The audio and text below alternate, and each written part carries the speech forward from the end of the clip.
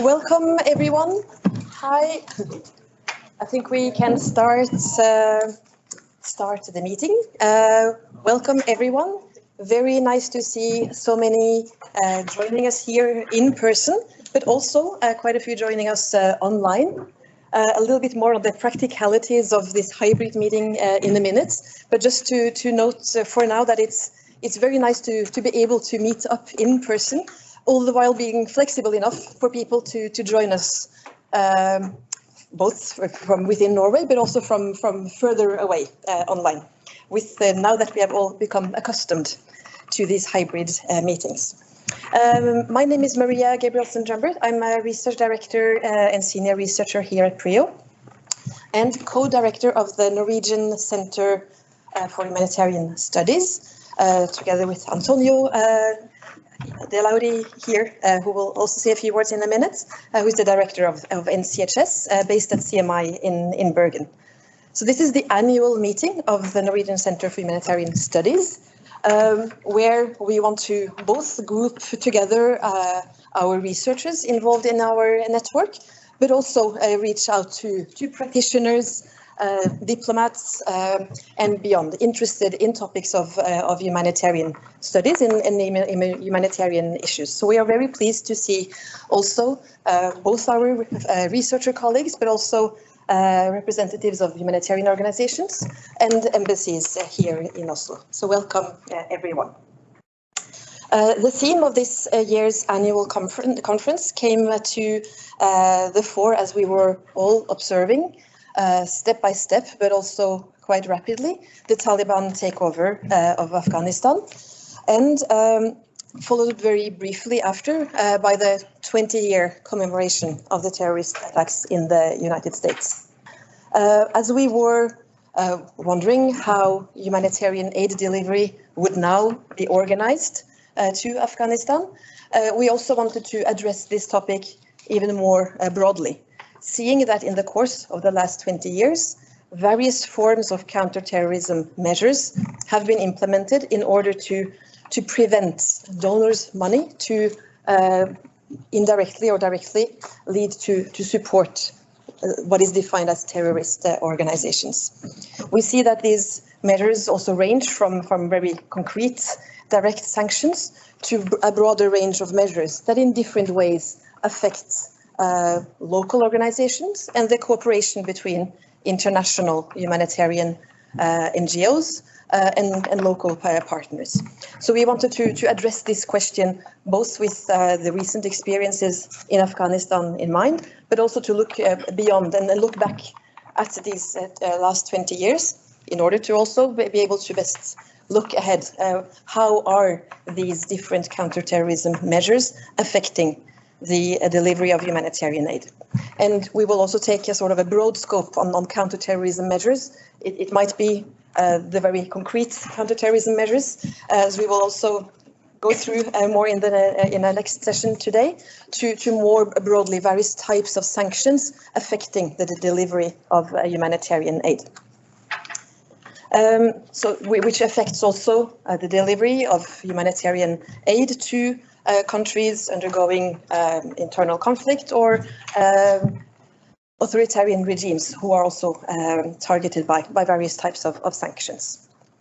I'll introduce the programs for the next sessions this afternoon as well as tomorrow morning in a minute, and I'll also introduce our keynote speaker for this first session for the annual lecture to be given by Professor Faisal Devji, who is joining us online here.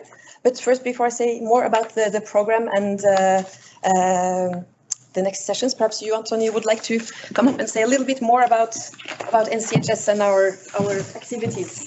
Yes, thank you. So the center was established, for those who are not familiar, some years ago, I think 2012-13.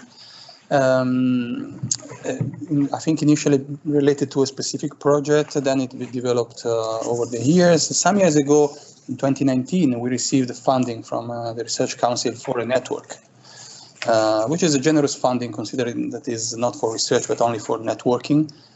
And that in a way gave a new energy to the activities of the center. This year is the third annual meeting of the network. The first one was at CMI in 2019. In 2020 was at NUPI. So this year we completed the circle with the PRIO. And in a way, completing the circle, I feel, and probably we feel, that the Norwegian Center for Humanitarian Studies is nowadays a consolidated reality in Norway. Is a platform that gathers several researchers and practitioners. At the latest count, Emily just informed me that we are about, the network includes about 240 people, 150 researchers more or less, and 90 so-called practitioners, so a broad category that includes several kinds of professionals. So it's getting there and there as more and more as a kind of real thing in Norway, where energies and initiatives and resources are merged to understand and plan also research and activities in the field of humanitarianism. This year, just to give you also some numbers, first of all, we have a new website. You are all welcome to join us via the social media and follow us with the social media. We published around 30 papers in this year, and we organized several events. Some of these events are organized by us directly as a center, and some are supported by the center via the seed funding, which is a very interesting mechanism where everyone is free to apply for funding to the center in collaboration with one person at least from one of the 3 institutes. So this gave us a very nice opportunity to meet new people and also support new activities and events. This could be events like physical events, but of course during the pandemic it was a bit more difficult, so also translated into new forms of interactions, both in writing or podcast or videos and so on. So yeah, and I think the topic of today's annual meeting is very much summarize a little bit of what we have been discussing over these years in different fora, both research environments and more policy-oriented circles. So I look forward to the next panels, and welcome. Absolutely. Thanks so much, Antonio. So just before I introduce our first session and the annual lecture, just a little bit about the program that you should have in front of you printed out. We'll have a first panel after this annual lecture that will be chaired by Antonio, where we will hear a little bit more about the legal diplomatic framework for humanitarian aid delivery in the context of counterterrorism measures. So more about that afterwards. That will allow us to discuss more of the principled questions that are raised, the dilemmas that are raised. Tomorrow morning, we have a panel with a range of humanitarian practitioners, as well as an official from the Norwegian Ministry of Foreign Affairs, to join us to tell their experiences from humanitarian organizations dealing with or having to relate to various forms of counterterrorism measures. So that will offer us also some sort of hands-on experiences and reflections on this. After that, we have a third panel with John Carlsrud here will chair, where we will hear from some of our researcher colleagues explaining or sharing with us their insights from different regions, from the Sahel region notably, from Somalia and the Horn of Africa, as well as from Yemen, in order to share some of their insights and perhaps also more specifically, how does this play out in some of these different regions. We will aim at having ample time for a discussion, questions and answers in each of the sessions. So we are very happy to hear your questions from the audience, both physically present and joining us online. So do keep that in mind, that we will open up for question and discussion. A few notes of practicality relating to that, since we have online participants and in-person attendance. The sound here is picked up by these 2 microphones here, and so as long as you speak out clearly enough. It should pick up the sound for also those attending online. Second note is that we are recording this meeting in order to be able to share it also with those who haven't been able to join us right now. So as a note of information, that's what you will share in comments will be recorded for us to be able to share it later on. We will remind that for each of the sessions, but we're happy to hear you introduce yourselves when you ask questions, so we get to know who you are as well. Anything else? So Teuta Kukiachi, my colleague here at PRIO, working with the communication department, is helping us to host the whole Teams meeting. So thanks for your assistance there. And Emily Hume, the coordinator of NCHS, is monitoring the chat during the different sessions. So we will not forget those attending online if you raise your hand or ask a question in the chat. With that, I will introduce our first session and the annual lecture to be given by Faisal Devji, who is a professor of Indian history at St. Anthony's College, with also a background from both the United States, from Yale University more recently, as well as the New School for Social Research in New York, and joining Oxford University in 2009, and now St. Anthony's College. His research interests span the intellectual history and political thought of modern South Asia, as well as the emergence of Islam as a global category. He has focused on the cultural and political meanings of violence and the emergence of non-violence as a political project, and interested also in the different ways in which the idea of humanity achieves political reality, particularly as the simultaneous subject of and object of globalization. And this is also, as I understand, linked to the topic that he will talk about today, entitled The Anti-Politics of Humanity. So this will be a little bit of food for thought before we delve into the more concrete discussions in the next sessions. Professor Faisal Devji, do you want to join us with the help of Teuta to start your talk? We're very happy to have you join us and see you here, and thanks to the online possibilities of being able to host you also online. Thank you very much, Jutta. It really is an honor and a pleasure to speak to you today. I'm sorry I can't be there in person, and my apologies also for having to read out my lecture, which I know is a rather boring thing to do, but I'm recovering from COVID, so I no longer have either the attention span or the energy to do anything more than that. And I hope the lecture will not be too dull. So let me get right into it. Whether it is journalistic or academic, the standard criticism of humanitarian intervention and even of state-sponsored humanitarianism as such tends to focus on its politicization. That is to say, countries are accused either of using such interventions to disguise their more partisan political motivations, or to do so in a partial and highly selective manner in order to forward their own future interests. While such moralistic criticism may have truth on its side, it is also irrelevant in judging this kind of intervention.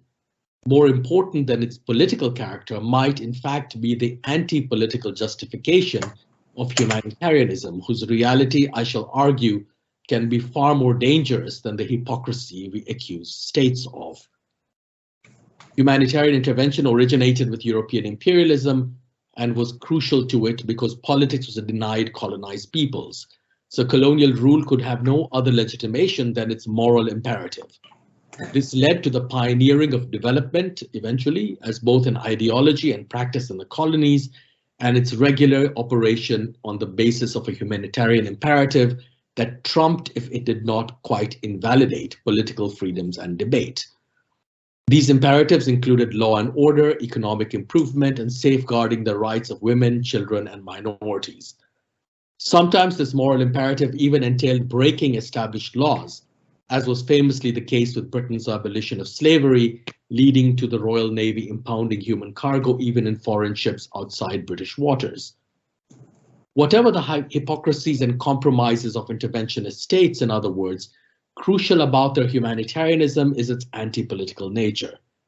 The moral imperative that justifies intervention has also, since the days of the abolition movement, been exercised by public opinion to push unwilling countries into action. But wherever it originated, this imperative is premised upon the inability of victim populations to participate in any meaningful way within the debates whose practical consequences they must nevertheless suffer. This was certainly the case with emancipated slaves, whose former masters were compensated by the British government while they were not consulted in the matter of their freedom and soon shunted into the new system of indenture. Whether it is due to the weakness of their own states or the interventionist refusal to recognize their governments, these victims can only become the subjects of humanitarianism by being deprived of politics. But the interventionist power too very frequently restricts, if not altogether loses, its own political space in turning to the language of humanitarianism. Of this, the most important contemporary example is surely counterterrorism in the service of human security.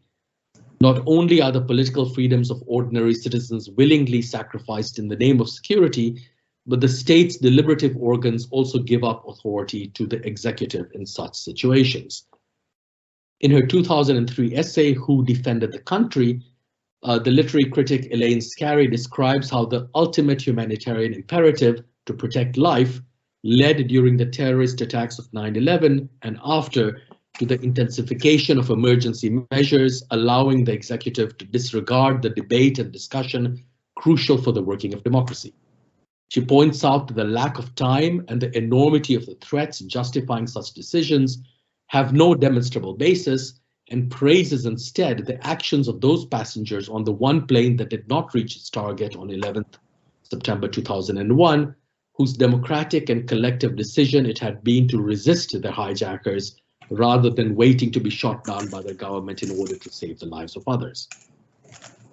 Humanitarian intervention then emerges out of imperialism to restrict political space in both the colony and metropolis. But it is founded upon an older logic of emergency or exception in the face of some crisis threatening the state. The necessity justifying what is technically always a provisional suspension of conventional rights, responsibilities, and procedures with its rhetoric of immediacy is what results in the refusal of politics. Understood as a norm of institutionalized debate and contestation that needs time to function, politics is suspended by the humanitarian argument of immediacy. The legal theorist Nasser Hussain has argued that this logic of exception was not only pushed to its maximum in the colonies, but even became a kind of norm there. In this lecture, I want to look at three moments in the history of humanity as an anti-political figure, ending with its criticism by M.K. Gandhi, the most important anti-colonial thinker of the 20th century. The first moment has to do with the origins of humanity as an anti-political category in the 19th century British Empire and its transformation into the basis of a new international order after the First World War. The second describes the way in which humanity became a new kind of empirical as much as existential entity following the Second World War, with the Cold War's threat of mutually assured destruction. And the third analyzes the remaking of humanity in the post-Cold War period of globalization, focusing specifically on Al-Qaeda. So let me begin with this section called Humanity's Empire. Carl Schmitt, a jurist who was the great theorist of sovereignty as a form of exception, also wrote about the way in which the British Empire came to be the site of humanity as a new kind of legal concept. Given its vast and globally dispersed character, Schmitt argued, what he called the English World Empire not only lacked any territorial integrity, but was also compelled to take in hand those lands and peoples happening to lie athwart the maritime routes, canals, and sea lanes so vital in connecting its many different parts. In this highly mobile and shifting situation, humanity emerged as a crucial category in defining the British Empire's supposedly universalistic and therefore territorially unattached politics, as we have already seen with its abolition of slavery. If the British Empire represented one form of global politics, its American successor founded another that for Schmitt was represented by the Monroe Doctrine of the early 19th century. By dividing the globe into two hemispheres and claiming a free hand in one, the United States refused to adopt a universalistic politics that took humanity as its theme, while yet making expansive territorial claims on the world. For Schmitt, this signaled one way in which a global order could nevertheless remain pluralistic, and in the early years of the Second World War, he tried to propagate a political theory that would divide the world into several such great spaces, including the Nazi one to which he belonged. If Schmitt had to recover the political thinking that lay behind the Monroe Doctrine, it was because he thought that the Americans had themselves abandoned it after the First World War, when they were persuaded to support and eventually supplant the English world empire and its humanitarian language. Even though the US did not join the League of Nations, he argued, it ended up supporting the new international order that was premised upon the elimination of political pluralism. Of this, he offered two examples. One was the dismantling of neutrality, which had once allowed conflicts between states to be territorially limited and mediated by non-combatants. And the other was resuscitating the medieval notion of a just war. Recovered from the Crusades, just war theory eliminated another kind of neutrality, that regarding the moral status of combatants, who in the old European order remained legitimate actors, whichever won and lost. Of course, the civilized character of Europe's laws of war only became possible because violence was expelled to the colonies. But for Schmitt, it remained a lost ideal that had at least maintained political pluralism and so refused to universalize violence. With the new international order set in place by the League of Nations and then the United Nations, however, both of which increasingly took their cue from Britain and acted in the name of humanity, enemies could now, like the pirates of old, be deprived of legal recognition and protection. Schmitt feared that politics in the name of humanity would end up dehumanizing those deemed to be its enemies, though it had, of course, been the Nazis who did this most egregiously. But then Hitler's Germany had itself imported colonial forms of violence to Europe, from protectorates and racial segregation to genocide. Indeed, the Nazis explicitly looked to the British Empire as their model. Schmitt argued that even if enemy states, or at least their subjects, were not always outcast from humanity by the international community, the actions taken in its name ended up justifying inhuman forms of punishment. These included the blockades and sanctions that this community had inherited from the British Maritime Empire, which often entailed starving civilians to death or depriving them of medical and other supplies, and so killing them in more indirect ways. Now, in the wake of the Second World War, and I've moved on to the second part of my lecture, the philosopher Karl Jaspers delivered a set of famous lectures on German guilt. Later published as a book, his argument included the proposition that the war gave rise to a new kind of collective guilt. Jaspers called this guilt metaphysical and said that it consisted in the choice of remaining alive while others died. Meant to illustrate the impossible moral quandary of living in Nazi Germany, Jaspers' argument also pointed to the way in which it reduced moral life to life itself. His friend and fellow philosopher Hannah Arendt took up this train of thought and suggested that rather than guilt, at issue here was what she called the shame of being human. And let me quote from her. Open quote. For many years now, we have met Germans who declare that they are ashamed of being German. I have often felt tempted to answer that I am ashamed of being human. This elemental shame, which many people of the most various nationalities share with one another today, is what finally is left of our sense of international solidarity, and it has not yet found an adequate political expression. For the idea of humanity, when purged of all sentimentality, has the very serious consequence that in one form or another, men must assume responsibility for all crimes committed by men, and that all nations share the onus of evil committed by all others.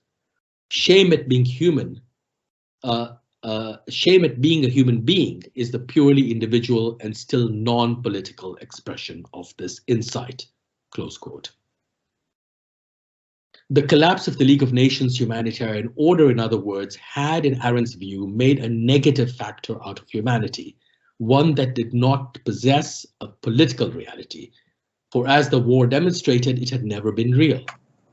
By this point, of course, humanity had already become an empirical reality rather than merely a regulative ideal.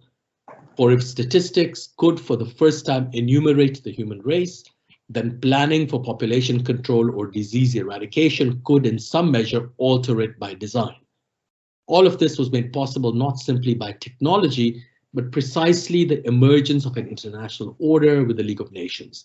And Arendt's contention was that despite its novel reality as an object of bureaucratic planning, humanity nevertheless had no political existence.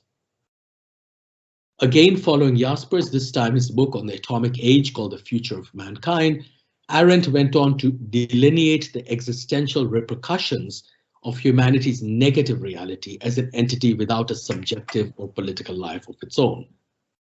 The atom bomb, she held, by making possible the extermination of all life on Earth, lent the human race a kind of posthumous reality.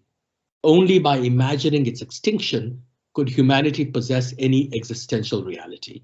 Indeed, such a reality was not only feared in Cold War paranoia, but also enjoyed in the science fiction that marked the age. For the atom bomb lent the race a purely objective reality, uniting it by the common threat of nuclear annihilation in the present, even if its constituent parts shared no historical past. And let me quote Arendt again, open quote. It is true, for the first time in history, all peoples on Earth have a common present. No event of any importance in the history of one country can remain a marginal accident in the history of any other. Every country has become the almost immediate neighbor of every other country, and every man feels the shock of events which take place at the other side of the globe. But this common factual present is not based on a common past and does not in the least guarantee a common future. Technology, having provided the unity of the world, can just as easily destroy it, and the means of global communication were designed side by side with means of possible global destruction.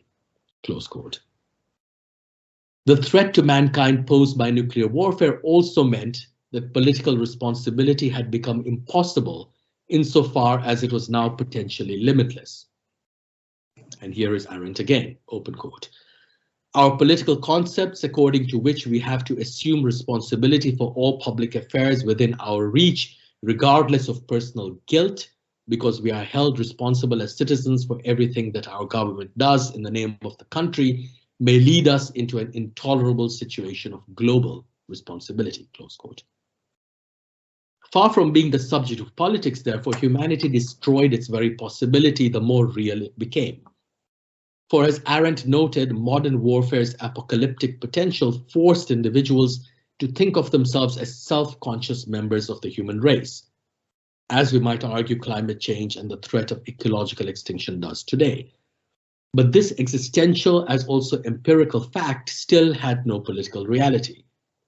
If in the past then men could risk their own lives in war and even those of their nations and peoples because someone would survive to remember their story and build a new future, the atom bomb's total destruction rendered even these virtues of courage and sacrifice impossible. It thus demolished the fundamental terms of traditional politics. And here Arendt again, open quote, courage under the circumstances of modern warfare has lost much of its old meaning. By putting in jeopardy the survival of mankind and not only individual life, or at most the life of a whole people, modern warfare is about to transform the individual mortal man into a conscious member of the human race, of whose immortality he needs to be sure in order to be courageous at all, and for whose survival he must care more than for anything else, close quote. Men in the past had been able to show courage and sacrifice for a cause because in doing so, they were simply choosing the time of a death that was bound to come in any case. But to put the human race itself at risk was to eliminate the very possibility of politics.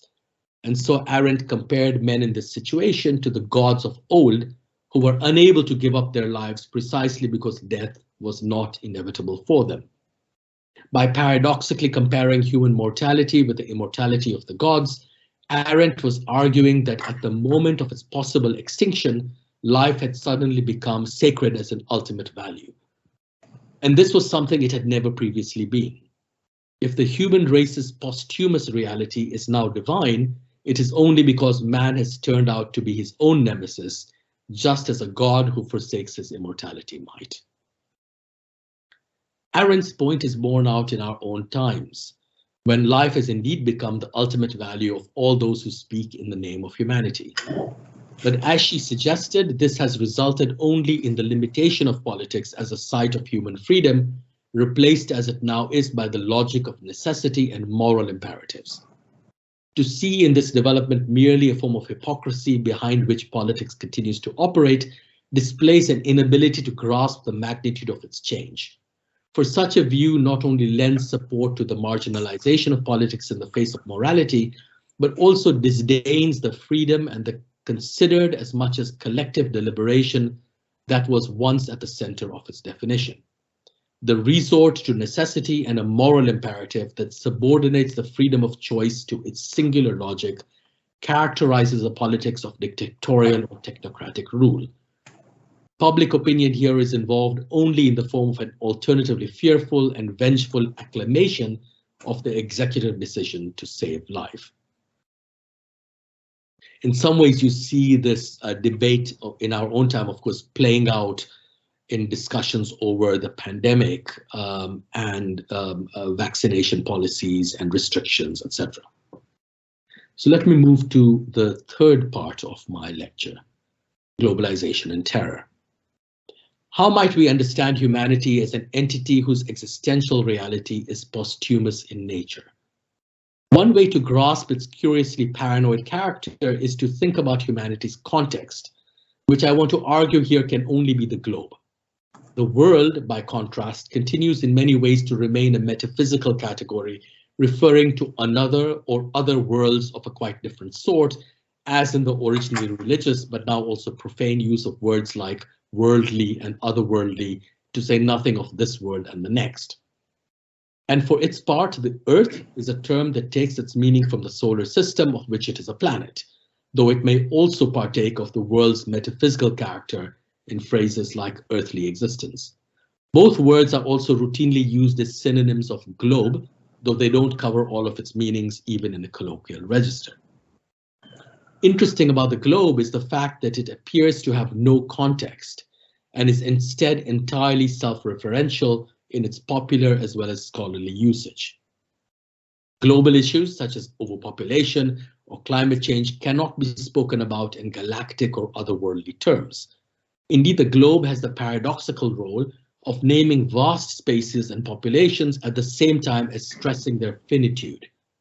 Surely this contradictory pairing of large and small is precisely what the archaeology of global issues so well illustrates, from worries about nuclear holocaust during the Cold War to global warming in our own times by way of overpopulation in the era of decolonization.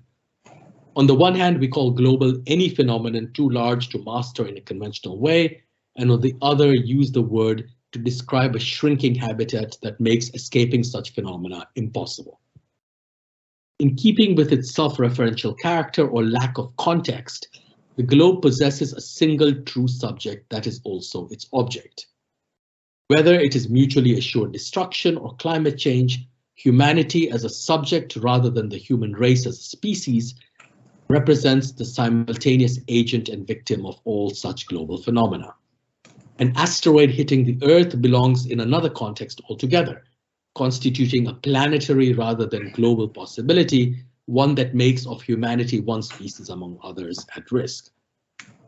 And it is as a solitary figure cut off from all metaphysical relations that humanity has come to define some of the most important movements of our time. Moving away from the exclusively Euro-American focus of my argument so far, I want to look in particular at the way in which such notions of humanity have become crucial in the historical transformation of modern Islam and made a global entity of it. The origins of Islam as a global entity can be traced to 19th century European imperialism, which was characterized by a novel focus on territory and demography, one defined by cartographic and statistical practices that were evaluated from a comparative perspective. Older categories like the Ummah or Muslim community and the Dar al-Islam or domain of Islam had been metaphysical and juridical rather than empirical in nature. They didn't refer to a global Muslim population on the one hand or a globally defined Muslim territory on the other. Instead, Ummah described Muslims as a theological and trans-historical rather than enumerable entity, one that might include those already dead and yet to be born. Similarly, the Dar al-Islam and its contrary, the Dar al-Harb or domain of war, named a legal, not a cartographic or even political jurisdiction. This is why Muslim clerics in British India, as elsewhere in European empires, were able in the first half of the 19th century to declare them part of the Dar al-Islam, since Muslims were free to fulfill their religious obligations there. By the end of the 19th century, however, such notions had taken on the empirical and so innumerable and measurable character of modern categories, with the word Islam itself losing its once common verbal form as a kind of action to become a proper name for a set of beliefs and practices that also included novel and non-theological attributes such as population and territory. The emergence of the notion as much as reality of pan-Islamism during this period provides a good example of this process. For the Ottoman claim to represent Muslims outside their own domains, initially as a regional and eventually a global community, was first made late in the 18th century following the Russo-Turkish Treaty of Küçükkaynarca in response to the reciprocal right given the Romanovs to protect Christians in the Sultan's territories.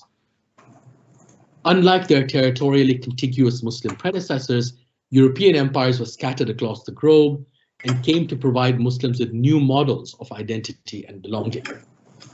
In their effort to compete with the Ottomans, for example, the British made much of the fact that they ruled more Muslims than the Sultan did, and were so entitled to call themselves the greatest Mohammedan power, as viceroys, proconsuls, and prime ministers routinely did.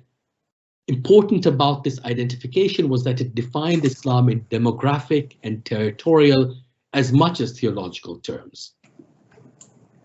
Just as my colleague Peter Wilson, in his book on the Holy Roman Empire, argues that the rise of Islam gave Christendom a territorial designation, so did that of European empires allow Muslims to reconceive themselves as a globally dispersed people inhabiting a territory that came to be known as the Muslim world. Like other colonized intellectuals, Muslim thinkers during this period sought to engage and even contest European ideas of their own universality, manifested as it was by their unprecedented power over large parts of the world. And they frequently did so by claiming to represent these ideals better than the British or French themselves, whom they either urged to fulfill their self-proclaimed missions of civilization and freedom in the colonies, or dismissed by arguing that Muslims were more capable of such universality. The resonance of these apologetics continues to be heard in contemporary Muslim and indeed Asian and African polemics more generally, which still take as their theme the alleged hypocrisy of European and now American claims to embody universal values. The two great categories that such men struggled with were race and civilization, each of which had significant legal implications within European empires and even outside them, as illustrated by the standard of civilization that was required for non-European powers to be treated as equals and included within the bounds of international law. While race was routinely, if often rather disingenuously, rejected by Muslim thinkers who sought to argue that Islam was not discriminatory along these lines, civilization was a category they tended to engage with more intimately by saying that Islamic history represented it more perfectly than Christian Europe. In either case, however, Islam was held up as being a truly universal religion because it supposedly repudiated the hierarchies of race and civilization, to which was added class in the 20th century, and staked its claim on humanity as a whole. Beginning late in the 19th century, this argument continues being made today and characterizes both liberal and conservative, indeed even militant Muslims, for all of whom Islam is the universal religion for mankind, not simply because they think God says so in the Quran, but by reason of it being the one closest to nature. Whatever the pre-modern view of Islam as a natural religion, in other words, its conformity with the laws of nature, and so with rationality rather than superstition, was what modern Muslims focused on. Itself an offshoot of European debates originating in the 17th century, such a focus on nature allowed Muslim reformers of various political and ideological hues to purge Islam of customs and practices they considered unnatural, artificial, and decadent. This project to bring, or rather return, Islam to conformity with nature also brought together otherwise opposed groups of liberal and conservative Muslims into a paradoxical agreement, even if for very different reasons. For both looked back to the most puritanical, because austere and therefore supposedly anti-superstitious thinkers of the distant as much as recent past.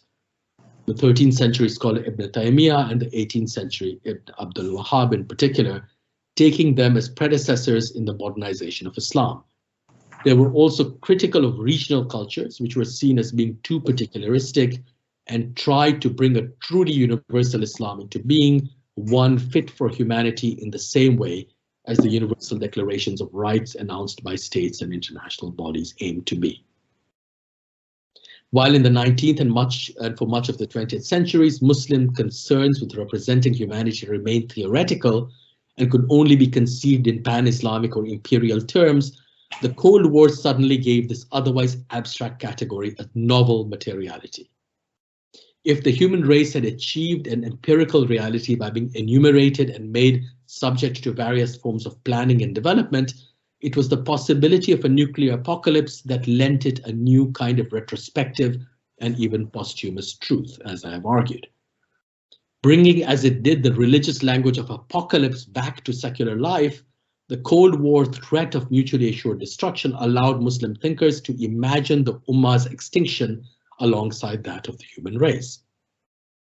In fact, the early 20th century theme of Islam's destruction by Western imperialism, common among colonized peoples from all religious persuasions, was updated to imagine the physical as much as political and psychological liquidation of the global Muslim community, which represented in this way the fate of the human race as a whole. After the Cold War, the atomic danger was supplemented, if not replaced, by that of climate change, and so it is no accident that Al-Qaeda's leaders, Osama bin Laden and Ayman al-Zawahiri in particular, routinely mentioned both threats to humanity when condemning their enemies in both East and West. In this narrative, the Muslim community represents both the global force of resistance to such dangers, as well as the first global victim of the states and companies that make them possible. Al-Qaeda, of course, emerged at the end of the Cold War to occupy a new global arena that came into view after the collapse of its superpower conflict. With the globe no longer defined by the hemispheric division of East and West in ideological, political, or economic terms, an opportunity arose to remake it in religious and other ways. Just as old-fashioned state sovereignty was being questioned in the 1990s then, Al-Qaeda burst onto the scene with its networked form of militancy, which neither required the state, indeed it was only capable of being organized and operating in so-called failed states, nor aspired to create one, despite its visions of a global caliphate. Crucial rather were global figures like the Ummah or the West, neither of which possessed any institutional reality. It was not only by way of jihad, however, that Islam became globalized after the Cold War. Indeed, militancy was preceded by another form of mobilization whose first occurrence was in 1989, the very year in which the bipolar global order came to an end. Starting with the Rushdie affair, then, we have already seen at least 3 global mobilizations protesting some alleged insult to the Prophet. Each incident has taken place in Europe, allowing the demonstrations that ensued to invoke a narrative of conflict between East and West, Islam and Christendom that predates the Cold War. While there might well be controversies and violence over blasphemy against Muhammad in other parts of the world, most of all in Pakistan, but increasingly also Afghanistan, these never take on a global character and remain local or national events. Interesting about the global protests over insults to the Prophet is the fact that they not only originate in the West, but perversely also make use of a liberal vocabulary in stating their demands. Thus, what is called for are apologies, recognition, and respect, which is to say invitations, however coercive, to build a new kind of relationship of civility between East and West. The language of jihad is absent from such mobilizations, which have in the past even interrupted and overshadowed Al-Qaeda's domination of Islam as a media spectacle without once referring to it. Even blasphemy, a category often deployed by Muhammad's defenders, is taken from a Christian rather than Muslim theological tradition.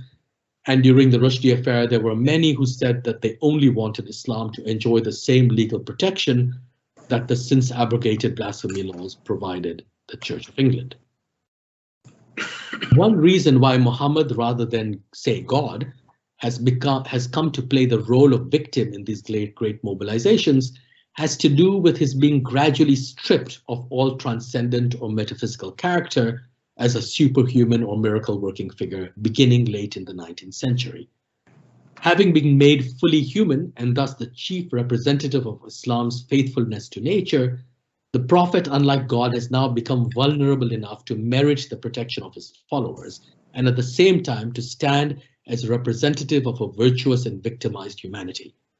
The great dramas of outrage over insults to Muhammad, of course, are also made possible by 24-hour satellite television coverage, with Muslim audiences around the world now able to see protests in different places occurring in real time and to mirror them without the need of a common organization, political project, or even goals.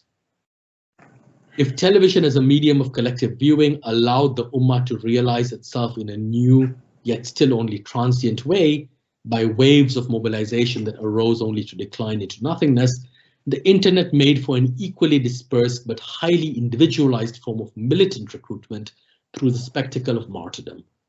The decisive shift here was from the older and perversely liberal language of accommodation and equality to the apocalyptic one of elimination that entailed a war for Islam's very survival. By describing the same fantasy and experience of global connectedness as the internet, therefore, Al-Qaeda addressed the simultaneous reality and unreality of entities like the Muslim community and humanity, both of which had indubitably come to exist in some sense, if only because their extinction could be contemplated, but which were not yet able to represent themselves politically. Al-Qaeda dealt with the paradoxical existence and non-existence of such entities by claiming to represent the Muslim community and therefore humanity itself, each connected to the other by its alleged status as a global victim. By elevating individual acts of sacrifice, such as suicide bombing, into its media brand, Al-Qaeda sought not simply to mobilize otherwise abstract entities like the Ummah, as protests over insults to the Prophet did, but also to represent humanity itself through the universality of death. Bin Laden and Zawahiri had always contrasted this negative and indeed nihilistic universality with what they saw as the West's unjust restriction of the right to life and security for its own citizens. Like Muslim reformers in the 19th century, then militants were demanding the universalization of Western ideals, but unlike them, went on to substitute the equality of death for the still unavailable one of life. So I'm coming to my final section here, called Gandhi Against the Human Race. Modern Islam, I have argued, has assumed a global character through the anti-political idea of humanity. But other non-Western forms of identity and mobilization have gone in exactly the opposite direction, criticizing both the desire for global meaning and devaluing humanity as its primary subject as well as object. Of these tendencies, Gandhi's thought is probably the most interesting example, and I want to end my exposition by describing his refusal to entertain life itself as an ultimate value. While Gandhi spoke frequently about humanity and humanitarianism, he was deeply suspicious of any attempt to serve or even speak in the name of the human race. In Hind Swaraj, or Indian Home Rule, his manifesto from 1909, he wrote, quote, "I am so constructed that I can only serve my immediate neighbors. But in my conceit, I pretend to have discovered that I must with my body serve every individual in the universe. In thus attempting the impossible, man comes in contact with different natures, different religions, and is utterly confounded." Close quote. Gandhi considered the effort to address mankind as a whole fundamentally violent and often described it as a sin. This was because man's universality could only become manifest by destroying the social particularities that both obscured and made it possible. Despite his criticism of mankind as an object of humanitarian care, it remained the vacillating subject of Gandhi's final sentence cited above, one, in quotes, confounded by the differences it was meant to subsume. It is as if once brought to light, mankind had come to assume an existential reality that might be incomplete but could not simply be wished away. While the speaking subjects in Hind Swaraj, as well as the neighbors it referred to, retained their singularity in the Mahatma's text, they could only confound mankind as a generic subject, a generic object of compassion, but never a subject in its own right. These singularities therefore had to be reduced to particularities and suborned by the universal imperative of mankind. The question before Gandhi was how to engage this universality while refusing to be subordinated by it. The universality, of course, of humanity. It was the singularity of one's neighbors whose moral and political precedence Gandhi thought was especially compromised by mankind's universality. Not that he held neighbors to be worth more than strangers in the sense of favoring them, for like friends and relatives, they were also the first to be opposed when doing wrong. This being the true lesson of Swadeshi, or a preferential concern with one's surroundings, whose virtue could only go abroad by serving as an example, but not instruction to others. Apart from being doomed to failure, Gandhi recognized any attempt to grasp the human race beyond one's neighborhood as being a product of modern civilization and its obsession with technology. This was why he expressed his distrust of mankind in a passage on the evil of railways and the hubris of power and expansion they created. As a critic of modern civilization, Gandhi objected to its desire for universality.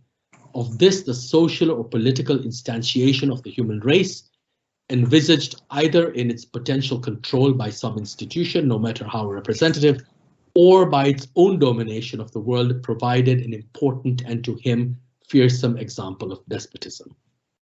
While such universal ideals as humanity and others like freedom were enthusiastically taken up by many anti-colonial thinkers, in other words, the Mahatma focused instead on their darker aspects and links with imperialism, which he considered the most important political manifestation of the technologically driven urge to universality in his time. And yet he refused to become a partisan for the particular either, recognizing it as a category dependent upon the universal and so partaking of its logic. Gandhi approached the universal in a negative way by refusing it any positive identity that might be colonized by some group or another. Such was the status of his key concept of ahimsa or non-violence, for example, whose explicitly negative character, grammatically, entailed, among other things, the presumption that it could possess no history. For as the Mahatma noted in Hind Swaraj, only violence had a history, not simply because it tended to constitute the subject of most historical narratives, but also because it was a category invariably linked to positive objectives, if not identities. But it was non-violence that in Gandhi's view existed everywhere and did the work of sustaining families, societies, and indeed the world, not the violence whose aim could only be that of safeguarding certain individuals, peoples, or states at the cost of others. Yet non-violence could not be understood as universal so much as ubiquitous, since it had no positive character. It was in this sense non-universal rather than particular or singular, and could not be reduced to positive categories or particularities. The Mahatma's consistent deployment of negative concepts, of which non-cooperation and non-possession were others, signaled that he was doing the reverse of defending any specific or even singular Indian trait. Instead of succumbing to some European idea of positive universality or claiming to fulfill it as both nationalists and socialists often did, he took the historical air out of the universal and rendered it a negative or deferred notion. He was interested in what I am calling the non-universal. If it was to be non-universal, humanity had to be defined in negative rather than positive ways. And this meant discarding both the biological and intellectual categories that conventionally described its universality. Of these, the most important was life itself, And I want to conclude this lecture with an example of the way in which Gandhi criticized it. Early in July of 1937, a well-known Nazi journalist, SS officer, and advisor to Hitler named Roland von Strunk visited Gandhi at his ashram in Sagao. As befitted a National Socialist concerned with the cultivation of a nation's health and power, Captain Strunk was interested in the Mahatma's criticism of machinery and modern medicine. In the course of their conversation, Gandhi pointed out what he thought was the fundamental contradiction in the attention that Europeans pay to the preservation of life. Quote, "But the West attaches an exaggerated importance to prolonging man's earthly existence. Until the man's last moment on earth, you go on drugging him even by injecting. That, I think, is inconsistent with the recklessness with which they will shed their lives in war. Though I am opposed to war, there is no doubt that war induces reckless courage. Well, without ever having to engage in a war, I want to learn from you the art of throwing away my life for a noble cause. But I do not want that excessive desire of living that Western medicine seems to encourage in man, even at the cost of tenderness for subhuman life." Close quote. Having expressed his horror of the hatred sweeping Europe, the violence of Spain's civil war in which he had participated on the side of Franco, and even what he said was the overdone targeting of Jews in Germany, Strunk must have been surprised to hear that Gandhi was in some ways even more contemptuous of life than Hitler.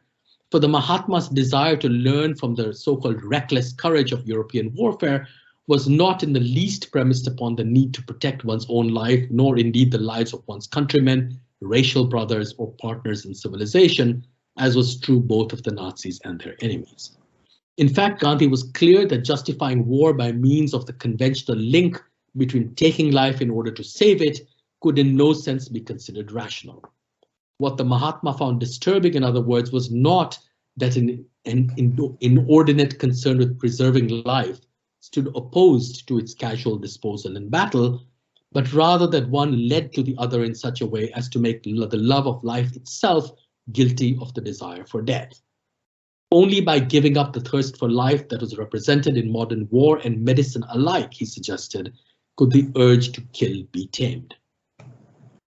From the kind of subhuman life that modern medicine sacrificed in its vivisections, to men and women rendered subhuman and thus available for fascism's killing machines, Gandhi blamed humanity, or at least its definition in terms of life as an absolute value, for the massive scale of modern violence.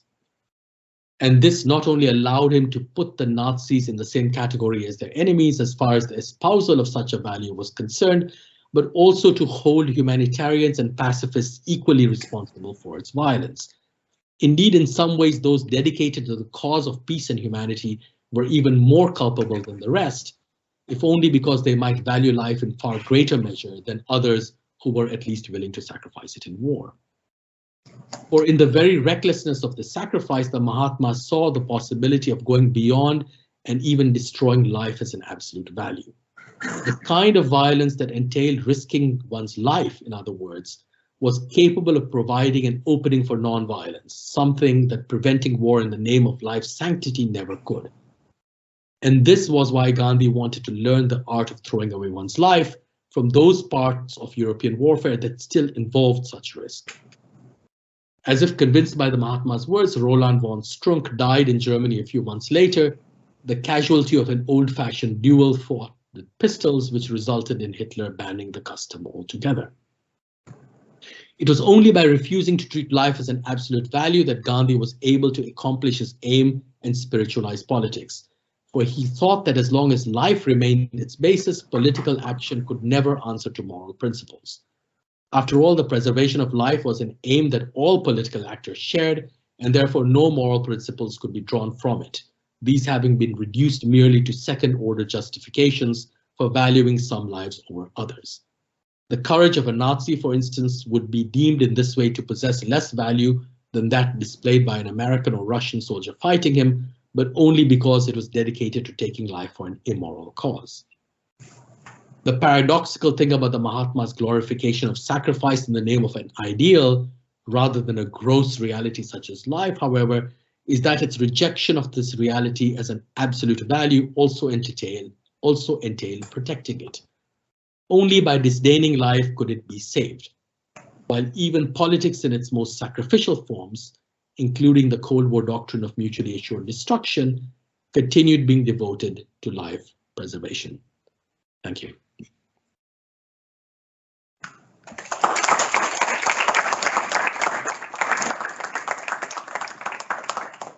Thank you very much, Faisal, Professor Devji, for this really thought-provoking and wide-spanning. Thank you. Now you have the camera, so you can also see me looking at you on the screen. Thank you.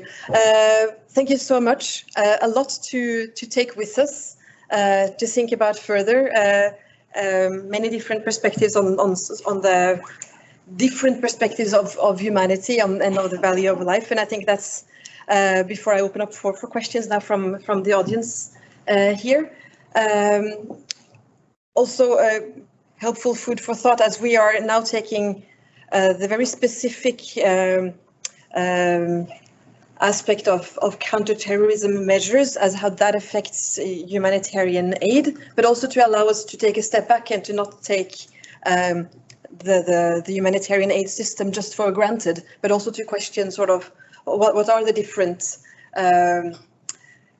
ideas on which both the humanitarian system is built, but also the different forms of intervention that counterterrorism measures are one manifestation of. I'll open up now we have about 10 minutes for some questions from the audience. Those of you who are joining us online, feel free to pose your questions in the chat. You should have the instructions there, and if possible, we can tune you in, or we will read out your questions from the chat. And those who are in the room, please also just raise your hand if you have any question, and feel free to introduce yourself also before we go on to have a little coffee break. Yes, Christopher.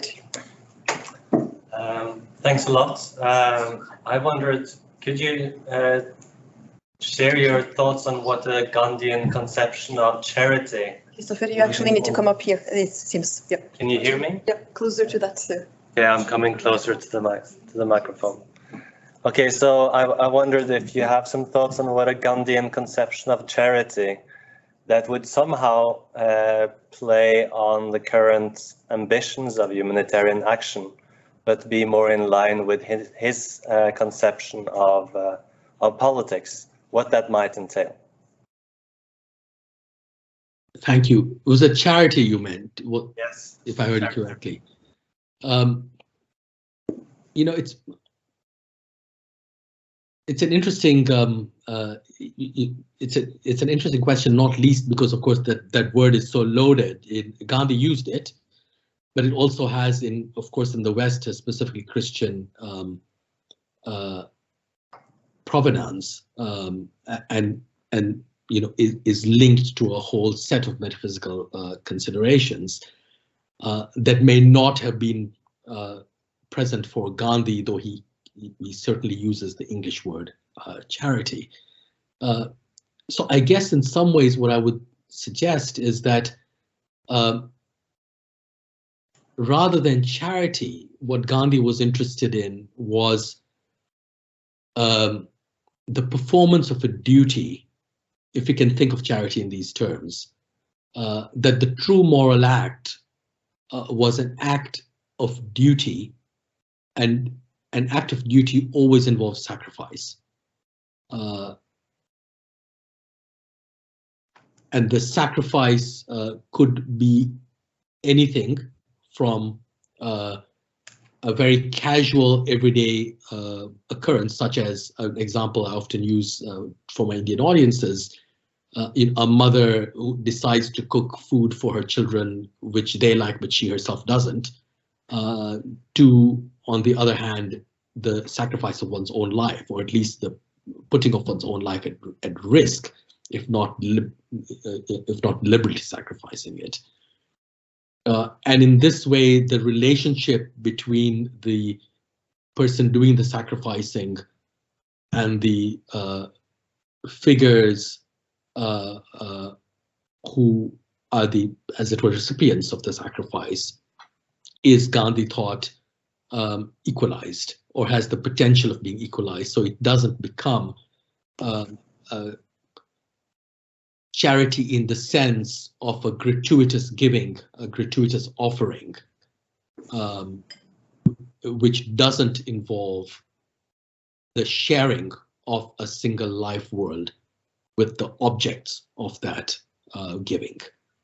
So if that isn't too abstract, what I would suggest is that duty in the form of sacrifice was the way in which Gandhi conceived of charity. And it is a way of course, of considering charity which might well have links back to charities Christian in the West, charities Christian roots. And I think that would be a quite interesting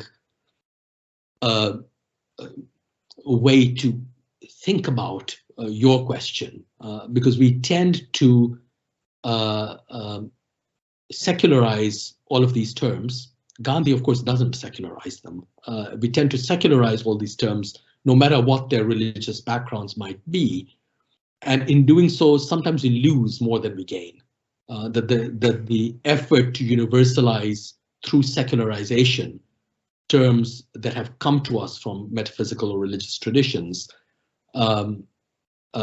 what is gained by its universalization territorially is lost often philosophically. And so, I would suggest that, and Gandhi himself does this repeatedly in his engagements with Christianity specifically, that what is important to do is precisely to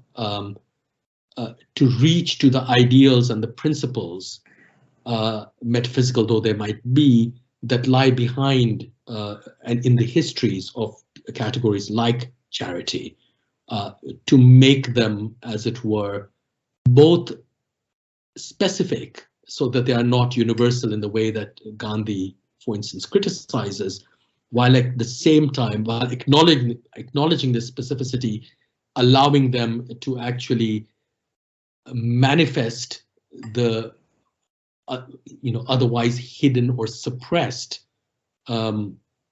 moral dimensions that are all too easily and frequently erased when these kinds of terms become part of, if you will, philanthropic bureaucracies, where they can be put in mission statements and people can feel that that's what they're doing by, say, giving money, but their other imperatives are lost. So sorry, it's a bit of a convoluted response to your question, but I hope it makes some sense. Christopher says very good. So, and thank you very much for further elaborating on that. Are there any other questions here from the audience? Yes, Salah, please take the. Hi, Professor Debshi. Thank you so much for your elaborated. To come closer to the Can you hear me, or should I need to come to the camera? So if you stand here, you see the. Thank you, Professor, for your elaborative comments, what you were saying earlier on. I was interested in a couple of notions that you mentioned by passing, and one of them was particularly us as human beings being obsessed with technology. And then what we know that we use this technology particularly in modern warfare. And another notion that you mentioned was that modern warfare has the potential to for apocalyptic end for human beings. So my question to you is that, have we as human beings reached the point of destroying ourselves with this obsession for technology? Thank you. Thank you very much. Yes, I guess in a way, certainly with the invention of the atom bomb, that quickly became, as I was suggesting in my when I was dealing with Hannah Arendt in my lecture, that quickly became a familiar way of thinking. That technology's undeniable benefits went together with huge destructive potential, and how to deal with these two sides of technology became an important moral as well as political problem. And of course, that problem remains with us today. and it goes beyond the issue of inadvertent consequences or unintended consequences, though those are also part of part of the issue. Now, Gandhi, of course, as you might well know, was and he takes this from Tolstoy, who was his great inspiration, was a important critic of technology.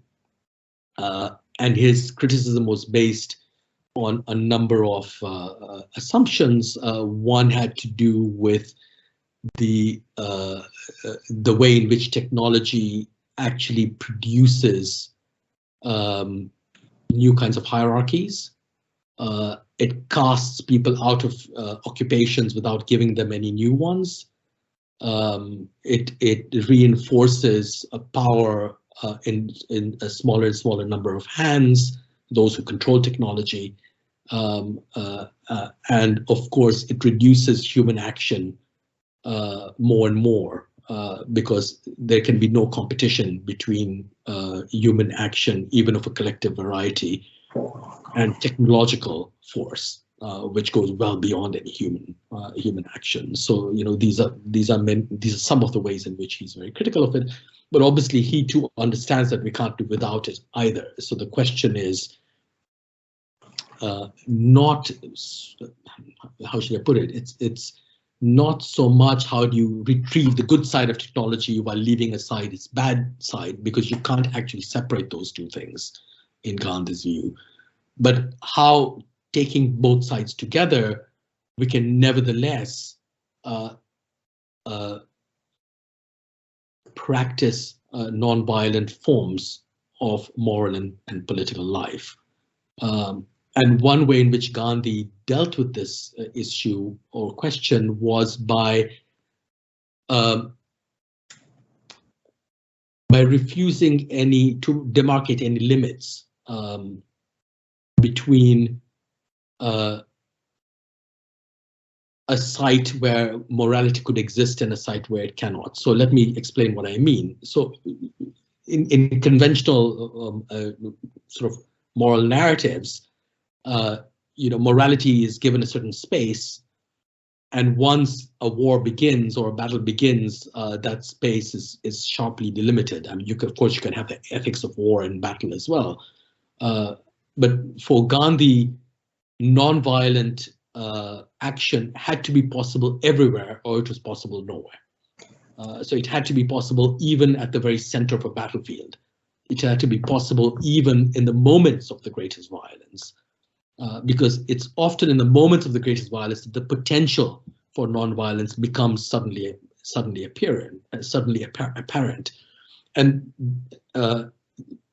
one reason why Gandhi could think in this way is precisely because he set aside life as the ultimate value. For him, truth was the ultimate value, not life. And by setting aside life as the ultimate value, he was capable of thinking about the potential of nonviolence even in the middle of a war. And therefore, on occasion, he was even capable of recommending a war, bizarre as it may seem. Whether it was the Second World War itself, in his advice to German Jews, for instance, on how to deal with that, being trapped in Germany in that situation, or in his own world, the first India-Pakistan War in 1948, which Gandhi actually was not for, in the sense he would rather it not have happened, but he thought that it actually provided an opportunity to, depending on how Indians and Pakistanis behaved, to create a new set of relations by opening up the possibility of nonviolent action. So that the very heart of war became the site of nonviolent action in the way I described when responding to the first question as duty and sacrifice, as opposed to the question of rights. So duty, of course, is opposed to the idea of rights. If the great and the most basic right is the right to life, the most extreme duty, of course, is the duty to die. And for Gandhi, it is that duty which is paramount, because that cannot be stripped from you. Your duty, whether it is to offer charity of various kinds or even to risk your own life, is something that belongs to you fundamentally, and it poses therefore a fundamental moral quandary to all people individually. Whereas rights, he held to be derivative because they are given by states or other organizations, and they can be removed by states. No one can remove your duty from you. Your duty is what is truly inalienable, and therefore you have to go with duty rather than rights. Rights come after duties in Gandhi's view. Thank you very much, Professor Devji, for further elaborating on these also very current challenges and questions. Thank you very much for giving this annual lecture to us. We'll close this session for now, and for those of you who are online, we will now have a 10 minutes break, and then we'll resume for our next roundtable session. Thank you very much, Professor Devji, for joining us, and we'll see you in a bit.